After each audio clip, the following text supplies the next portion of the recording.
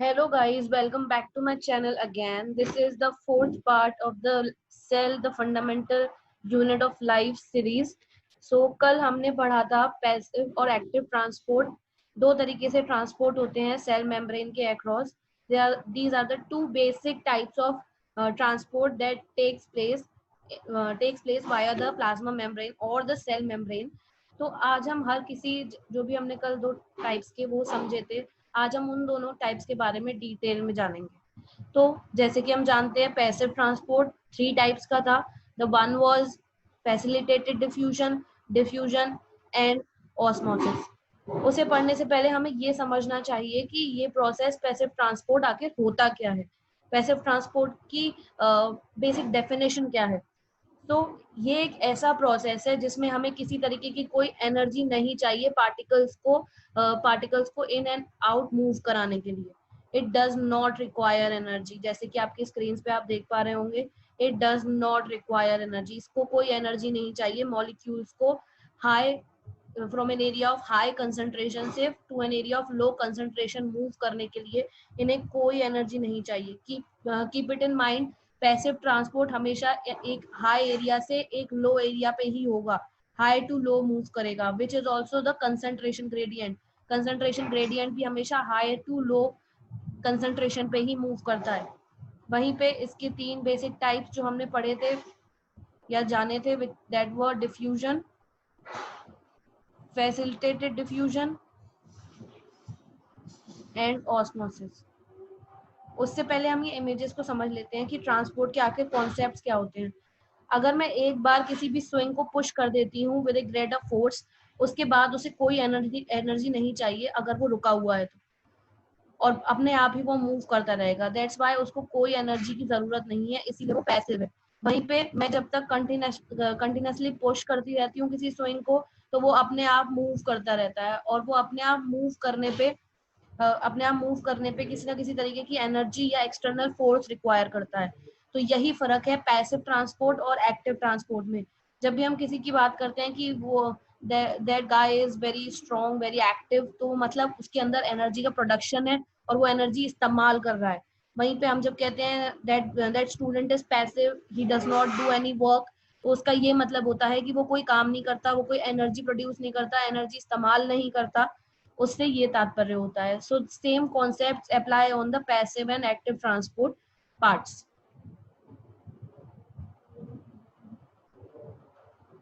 सबसे पहले हम डिफ्यूजन समझ लेते हैं, आखिरकार डिफ्यूजन होता क्या है. सबसे पहले ये समझने की बात है कि इसकी डेफिनेशन क्या होती है. आप अपनी स्क्रीन पे देख पा रहे हैं, it is the movement of small particles, छोटे छोटे पार्टिकल्स का मूवमेंट है across a selectively permeable membrane, जो कि हमारी प्लाज्मा मेम्ब्रेन होती है, until the equilibrium is reached. आखिरकार इक्विलिब्रियम क्या होता है. इक्विलिब्रियम एक ऐसी कंडीशन होती है जहाँ पे सब चीज बैलेंस हो जाती है. फॉर एग्जाम्पल हम इस इमेज को ऑब्जर्व करते हैं डीपली, जो आपकी स्क्रीन पे ही आपको दिख रही होगी, this image of plasma membrane. ये प्लाज्मा मेम्ब्रेन की इमेज है. तो आप देख रहे हैं आउटसाइड ऑफ द सेल जो है वो बहुत सारे हैं, बहुत सारे पार्टिकल्स हैं. वहीं पे इनसाइड ऑफ द सेल केवल 4 और 5 पार्टिकल्स हैं. इसका मतलब ये है कि आउटसाइड कंसंट्रेशन ज्यादा है और इनसाइड कम है. इसका मतलब इक्विलिब्रियम बैलेंस नहीं है. अगर आउटसाइड और इनसाइड सेम कॉम्पोजिशन में अगर पार्टिकल्स पाए जाते हैं तो हम उसको कहते हैं इक्विलिब्रियम बैलेंस्ड कंडीशन. तो डिफ्यूजन एक ऐसे पार्टिकल्स, स्मॉल पार्टिकल्स का मूवमेंट है सिलेक्टिवली परमिएबल मेम्ब्रेन के थ्रू, और जब तक ये होता रहेगा, जब तक दोनों तरफ आउटसाइड और इनसाइड बैलेंस कंडीशन नहीं बन जाती, सेम अमाउंट ऑफ पार्टिकल्स नहीं आ जाते, उस कंडीशन को हम इक्विलिब्रियम कह रहे हैं. जैसे कि पैसिव ट्रांसपोर्ट का ये टाइप है, तो ये भी हाई कंसंट्रेशन से लो कंसंट्रेशन की तरफ ही मूव करेगा. सो this was all about diffusion.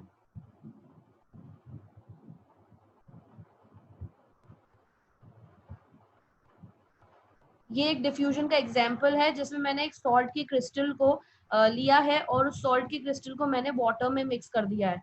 अब वाटर में मिक्स करने के बाद क्या हो रहा है आप देख ही सकते हैं. सबसे पहले तो स्क्रीन पे आप ये देखिए कि जब सबसे पहले मैंने सॉल्ट की क्रिस्टल को वाटर में डाला है तो धीरे धीरे करके डिफ्यूजन स्टार्ट हुआ है. पार्टिकल्स पूरे में धीरे धीरे करके स्प्रेड होते जा रहे हैं. सेकेंड स्टेज में आप ये देख रहे हैं कि कंसंट्रेशन ग्रेडियंट की तरफ मूव कर रहे हैं, मतलब from an area of high concentration to an area of low concentration move कर रहे हैं, क्योंकि बाकी पानी में सॉल्ट आयंस बिल्कुल भी नहीं है, तो पूरा वहां पे मूवमेंट शुरू हो रहा है। और आखिरकार थर्ड स्टेप में आप देख रहे हैं पूरे के पूरे बीकर में इक्वल अमाउंट में इक्वली डिस्ट्रीब्यूशन हो गया है सारे सॉल्ट आयंस का। तो जब तक इक्विलिब्रियम मेंटेन नहीं हो जाता, हर जगह इक्वल अमाउंट में पार्टिकल्स नहीं जाते, तब तक ही डिफ्यूजन होता ही रहता है। इस एग्जांपल से डिफ्यूजन की ये चीज हमने समझने की कोशिश की है।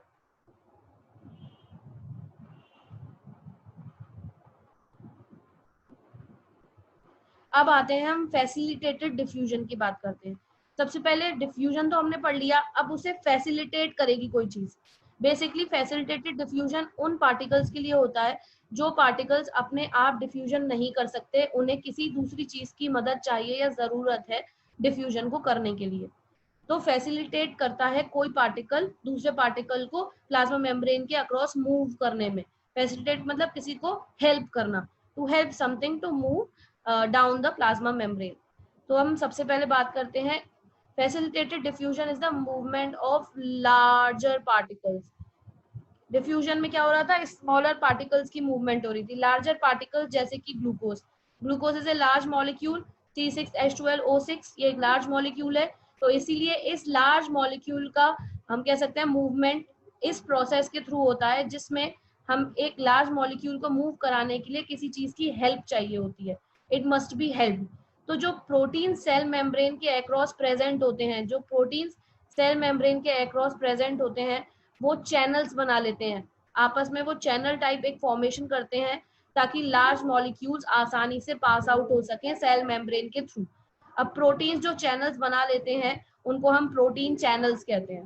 प्रोटीन चैनल्स कहते हैं जो चैनल्स जो प्रोटीन चैनल्स बना लेते हैं, उन चैनल्स को हम प्रोटीन्स कहते हैं। और वही प्रोटीन चैनल्स फैसिलिटेट करते हैं बड़े बड़े मॉलिक्यूल जैसे कि ग्लूकोज मॉलिक्यूल्स को आसानी से सेल के बाहर से सेल के अंदर आने में, through the selectively permeable membrane.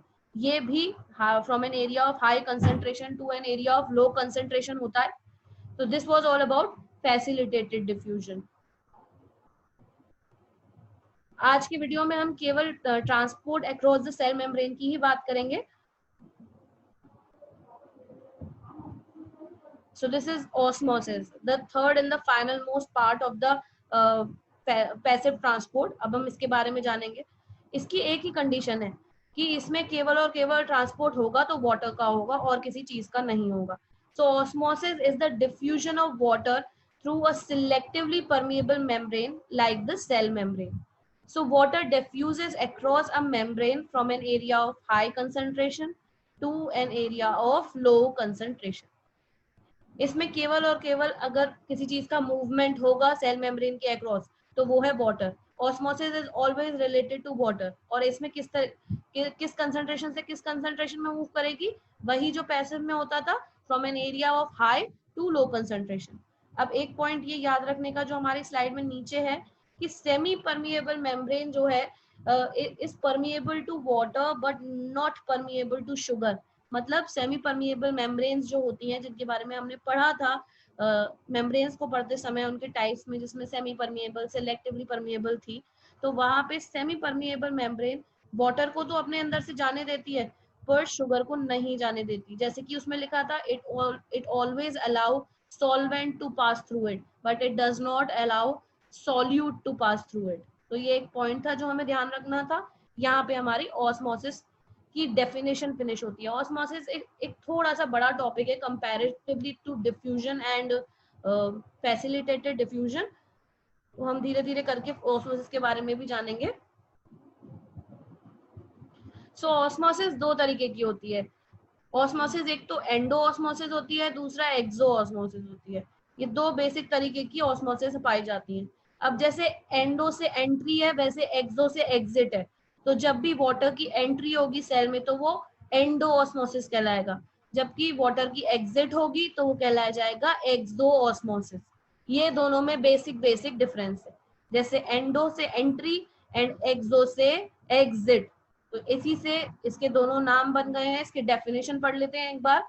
Endoosmosis is the osmotic entry of water into the cell or the system. It is the entry of water. वहीं पे exoosmosis is the osmotic withdrawal of water from a cell और a system. So entry and exit, endoosmosis and exoosmosis. अब इसकी condition जान लेते हैं ये कब होता है। When we place the cell in higher concentration, जब हम सेल को एक हायर कॉन्सेंट्रेशन में रख देते हैं जहाँ पे सॉल्यूट की कॉन्सेंट्रेशन हायर है, तो क्या होता है, वाटर बाहर आ जाता है, because it moves from an area of high to low concentration, क्योंकि वहां अंदर ज्यादा है इसीलिए वाटर बाहर आ जाता है। एंड इस प्रोसेस को हम कहते हैं एक्सोऑस्मोसिस। वहीं पे जब मैं सेल को लोअर कंसेंट्रेशन में रख देती हूँ तो सारा का सारा सारा का सारा वाटर सेल के अंदर चला जाता है, और इस प्रोसेस को हम कहते हैं endoosmosis. So basically there are two types of osmosis, endoosmosis, exoosmosis. Entry को हम एंडो कहते हैं इसलिए एंडोऑस्मोसिस, वाटर की एंट्री को एंडोऑस्मोसिस कहेंगे, वहीं एग्जिट को एक्सोऑस्मोसिस कहेंगे। जब मैं किसी सेल को हायर सॉल्यूट कॉन्सेंट्रेशन में रख देती हूँ तो सेल के अंदर का जो भी वाटर है वो बाहर आ जाता है, उसको हम एक्सोऑस्मोसिस कहते हैं। वहीं पे जब मैं सेल को एक लो सॉल्यूट कॉन्सेंट्रेशन में रख देती हूँ तो सेल के अंदर सेल के बाहर जितना भी वाटर है वो सारा सेल के अंदर चला जाता है, उसको हम एंडोऑस्मोसिस कहते हैं। तो this was all about types of osmosis. अब हम ऑस्मोटिक सॉल्यूशंस की बात करेंगे अपनी नेक्स्ट स्लाइड में। आप अपनी स्क्रीन पे देख पा रहे हैं, this is all about an एक्सप्लेनेटिव session on the solutions. ये बहुत इंपॉर्टेंट टॉपिक है, क्लास 9 के हिसाब से ये बहुत ज्यादा इंपॉर्टेंट टॉपिक है। हम धीरे एक एक करके सबके बारे में बात करेंगे। तो सबसे पहले हम बात करेंगे हाइपोटोनिक सॉल्यूशन की। हाइपोटोनिक सॉल्यूशन में अगर मैं किसी भी सेल को प्लेस करती हूँ, यहाँ पे रेड ब्लड सेल की बात की गई है, अगर मैं हाइपोटोनिक सॉल्यूशन में किसी भी सेल को प्लेस करती हूँ तो वो सेल स्वेल हो जाता है और अल्टीमेटली बर्स्ट हो जाता है। अब ऐसा क्यों होता है, हम इसके बारे में इसके नीचे जो ब्रीफ डिस्क्रिप्शन है उसको पढ़ेंगे। So when a red blood cell is placed in hypotonic solution, one having a low solute concentration, water enters the cell by osmosis, causing the cell to swell or even burst, lysis puff to red in lower part of the cell. अब मैंने आपको बताया ही था, जब किसी भी ऐसे solution में जिसमें लो सॉल्यूट कंसंट्रेशन है तो उसमें क्या होगा, सेल की अंदर की तरफ वाटर भागने लगेगा, due to the fact that ये हमेशा from an area of high to low move करता है। तो सेल के अंदर लो है इसलिए सारा वाटर धीरे धीरे करके सेल के अंदर पेनिट्रेट करेगा, जिसकी वजह से सेल स्वेल हो जाएगा और आखिरकार at the end it will burst, या फिर ये एकदम अचानक से बर्स्ट हो जाएगा। सो this was all about hypotonic solution. अब हम बात करेंगे आइसोटोनिक सॉल्यूशन। आइसोटोनिक सॉल्यूशन में अगर मैं किसी भी सेल को रखती हूँ तो वहां पे हम ये कह सकते हैं सेल हमेशा सेम रहता है, अपना कांस्टेंट साइज मेंटेन करके रखता है और ना ही स्वेल होता है ना ही श्रिंक होता है। अब हम इसके बारे में ब्रीफ डिस्क्रिप्शन पढ़ लेते हैं। When a red blood cell is placed in an isotonic solution, one having a concentration of solute equal to that inside, water moves into and out of the cell at the same rate. No net water movement occurs and the cell remains or the cell shape remains normal. अब एक isotonic solution में solute की concentration बिल्कुल same रहती है cell के अंदर के सॉल्यूट की कंसंट्रेशन से, तो जिसकी वजह से water in and out continuously move करता रहता है, इसीलिए जो टोटल वाटर की मूवमेंट होती है वो जीरो होती है। तो इसीलिए वो जो सेल होता है वो अपना साइज बिल्कुल सेम रखता है due to the zero net movement. So this was all about isotonic solution. अब हम बात करेंगे हाइपरटोनिक सॉल्यूशन की। हाइपरटोनिक सॉल्यूशन जैसे कि हाइपर, तो हम इसके बारे में ब्रीफ डिस्क्रिप्शन में पढ़ लेते हैं। तो जब red blood cell is placed in a hypertonic solution, one having a high solute concentration, water moves by osmosis out of the cell and into the solution, resulting in shrinkage और crenation। उसको हम crenation भी कहते हैं, क्योंकि अब मैंने cell को एक ऐसे सॉल्यूशन में रख दिया है जिस सॉल्यूशन में सॉल्यूट की कॉन्सेंट्रेशन बहुत ज्यादा हाई है। अब उसकी हाई होने की वजह से क्या होगा, cell will move out of the cell, जिसकी वजह से सेल धीरे धीरे करके श्रिंक हो जाएगा और उस श्रिंकेज की वजह से सेल अपना शेप डिस्ट्रॉय करेगा। It can even cause to cell death और क्लिनेशन। सो हमने देखा कि हाइपोटोनिक सॉल्यूशन में सेल स्वेल होके बर्स्ट हो रहा है, आइसोटोनिक में सेम रह रहा है, एंड हाइपरटोनिक में श्रिंकेज हो रही है या क्रेनेशन हो रही है. So this was all about the 3 types of osmotic solutions. अब हम अपने लास्ट टॉपिक पे बढ़ते हुए बात करेंगे एक्टिव ट्रांसपोर्ट की. उससे पहले आप एक बार डिफ्यूजन का आप अपने स्क्रीन पे देख पा रहे हैं. This is the differentiation between osmosis and diffusion. ये एक बार आप पढ़ लीजिएगा क्योंकि हमने एक कॉन्सेप्ट इस स्लाइड में, इससे पहले वाली स्लाइड्स में क्लियर कर लिए थे.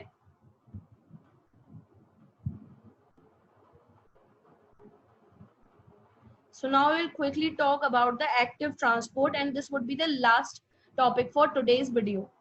So active transport क्या होता है? ये हमेशा इसके molecules against the concentration gradient move करते हैं. जैसे कि मैंने आपको बताया कि कॉन्सेंट्रेशन ग्रेडियंट हमेशा हाई टू लो मूव करता है, उसी तरह ये हमेशा लो टू हाई मूव करेंगे. They will always move from low to high. जैसे कि आप अपनी स्क्रीन पे देख रहे हैं, they will move always in low to high direction. जहाँ पे लो है वहां से हाई की तरफ मूव करेंगे. तो ये हमेशा कॉन्सेंट्रेशन ग्रेडियंट के अगेंस्ट में ये प्रोसेस होता है. वहीं पे इसकी वजह से क्या होता है, कई बार सॉल्यूट की शेप भी बदल जाती है क्योंकि ज्यादा फोर्स अप्लाई होता है तो इसकी शेप भी बदल जाती है.